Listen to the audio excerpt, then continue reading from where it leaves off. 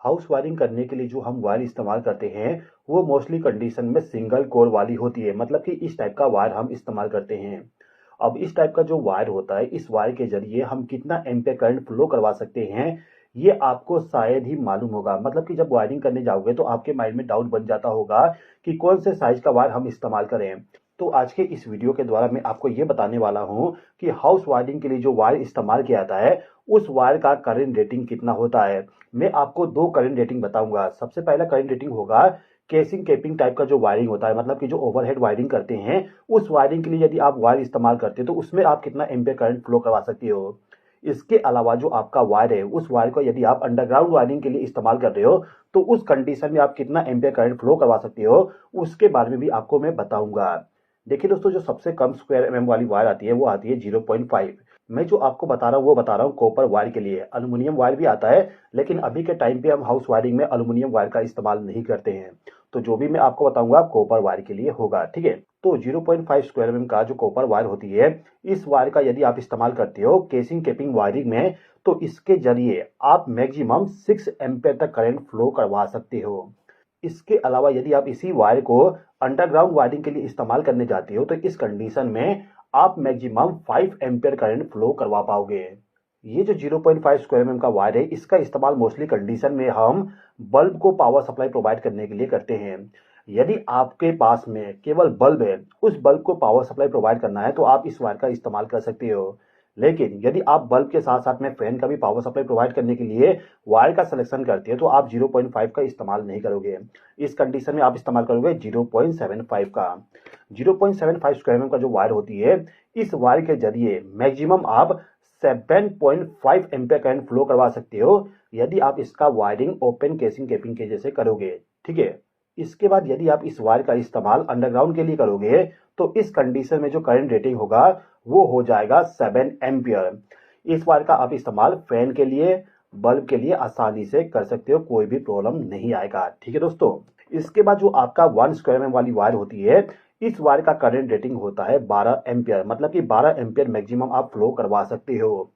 इसके बाद इसी वायर का यदि आप अंडरग्राउंड में इस्तेमाल करोगे तो ये करंट रेटिंग घट के हो जाएगा 11 एम्पीयर। आप यहाँ पे एक चीज देख सकते हैं, यदि आप ओपन तरीके से वायरिंग करोगे तो करंट रेटिंग ज्यादा होगा, लेकिन यदि आप इसी वायर का अंडरग्राउंड में इस्तेमाल करोगे तो करंट रेटिंग थोड़ा सा कम हो जाएगा, ठीक है। 1 स्क्वायर एमएम का जो वायर होती है इसका इस्तेमाल भी हम फैन और बल्ब के लिए करते हैं। अब इसके बाद जो 1.5 स्क्वायर एमएम का वायर है, इस वायर का करंट रेटिंग होता है 16 एम्पीयर।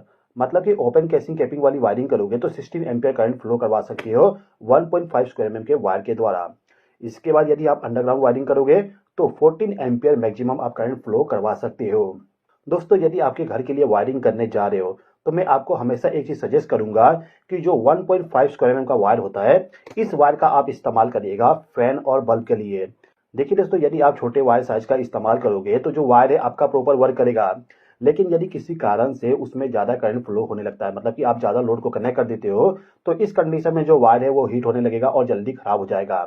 तो आप कोशिश कर सकते हो कि यदि आपके घर में फैन और बल्ब का वायरिंग करना है, मतलब कि जो स्विच बोर्ड होता है, स्विच बोर्ड से पावर सप्लाई जो फैन के लिए बल्ब के लिए जाता है, उसके लिए आप 1.5 स्क्वायर एमएम का वायर इस्तेमाल कर लीजिए, ठीक है। इसके अलावा जो 2.5 स्क्वायर एमएम का जो वायर होती है, इस वायर के जरिए आप मैक्सिमम 22 एम्पीयर का करंट फ्लो करवा सकते हो केसिंग केपिंग वाली वायरिंग में।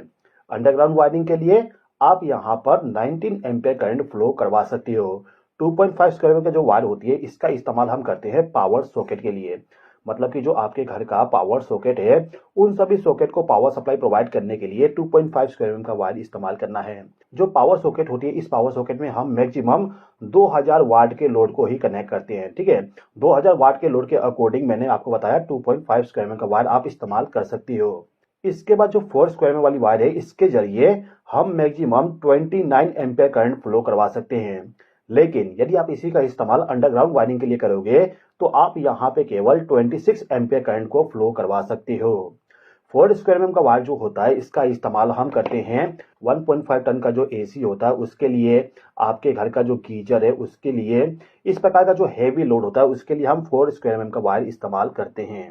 इसके अलावा जो 6 स्क्वायर एमएम का वायर है इसके जरिए आप 37 एम्पीयर का करंट फ्लो करवा सकते हो। यदि आप अंडरग्राउंड वायरिंग करोगे तो इसके जरिए आप 31 एम्पीयर करंट फ्लो करवा सकते हो। ये जो 6 स्क्वायर mm का वायर है, इस वायर का इस्तेमाल हम मोस्टली कंडीशन में जो हमारा एनर्जी मीटर होता है, एनर्जी मीटर से जो हमारा मेन डिस्ट्रीब्यूशन बोर्ड होता है, उस डिस्ट्रीब्यूशन बॉक्स तक पावर सप्लाई पहुंचाने के लिए हम 6 स्क्वायर mm का वायर इस्तेमाल करते हैं। मतलब कि इस वायर में सबसे ज़्यादा लोड हमारे घर में रहता है। ठीक है दोस्तों? तो दोस्तों हमारे घर के वायरिंग करने के लिए मोस्टली कंडीशन में हम इतने स्क्वायर mm का वायर इस्तेमाल करते हैं। और इन सभी स्क्वायर mm का वायर के जरिए हम कितना एम्पीयर करंट फ्लो करवा सकते हैं, मैंने आपको यहाँ पे बता दिया। तो दोस्तों मैं उम्मीद करता हूँ कि आपको वीडियो पसंद आया होगा। वीडियो पसंद आए तो लाइक कर दीजिएगा, चैनल पर नए हो तो सब्सक्राइब भी कर लीजिएगा। इस वीडियो को देखने के लिए धन्यवाद।